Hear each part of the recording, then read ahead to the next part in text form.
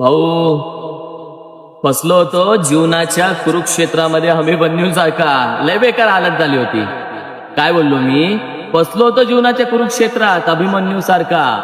मलाही माहित होतं मला वाचवायला कोणच येणार नाही माहित. आणि पण त्या देवाला पण माहित होतं हा पट्ट्या मेल्याशिवाय काय हार मानणार. आहा हा विषय हार्ड असतो.